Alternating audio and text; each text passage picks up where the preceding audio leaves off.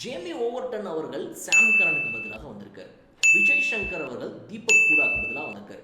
ஒரு like to like replacement 100%, ஒரு like to like replacement 70 to 80%. ஏன் அப்படின்னா அவர் வந்து ஃபாஸ்ட் பவுலிங் ஆல்ரவுண்டராக உள்ளே வந்திருக்காரு. ஸோ அந்த நம்பர் 4ல் விஜய் சங்கர் இருந்து கூடையே பின்னாடி நம்பர் 5ல் இவர் வந்துட்டுன்றேன் ஜேமி ஓவர்டன் 5ல் வந்துட்டு 6ல் டூபே ஆர் 5ல் சிவன் டூபே கரெக்டாக ஆடிட்டு இருக்காருன்னா 6ல் ஜேமி ஓவர்டனை போட்டுருங்க.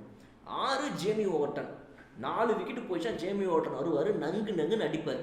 அன்னைக்கு ஒருவேளை சிவம் டூபே சென்டரில் இருக்கிறாரா, நம்பர் 6ல் ஜேமி ஓவர்டன் உள்ள வந்து சிவம் டூபே ஜேமி ஓவர்டன் 2 பேர் ரைட் லெஃப்ட் காம்பினேஷனில் பிரித்து விடுங்க. இல்லை டூபே அவுட் ஆகிட்டாரா, விஜய் சங்கர் இருக்காரா, அவரும் சேர்ந்து ஆடணும். ஸோ இந்த 3 பேர் வரிசையாக வந்தாங்கன்னா இவங்களில் யாராவது 2 பேர் மாற்றி கூட சேர்ந்து ஆடுறதுக்கு சூப்பராக இருக்கும்னு எனக்கு தோணுது.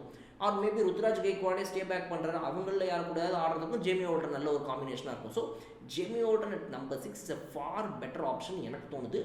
அட் 7 தோனி வரட்டும். ஜடேஜா தயவு செய்து நீங்கள் நம்பர் 8ல் கொண்டு வாங்க. நீங்கள் ஜேமி ஓவர்டனை 8ல் கொண்டு வரதுக்கு பதிலாக ஜடேஜாவை 8க்கு கொண்டு வாங்க. ஸ்வாப் பண்ணுங்கள் இவங்க 2 பேரைன்றது தான் என்னோட ரிக்வெஸ்ட். தோனி அட் நம்பர் 7, எந்த ஒரு சேஞ்சும் வேணாம், அப்படியே விளாடும்.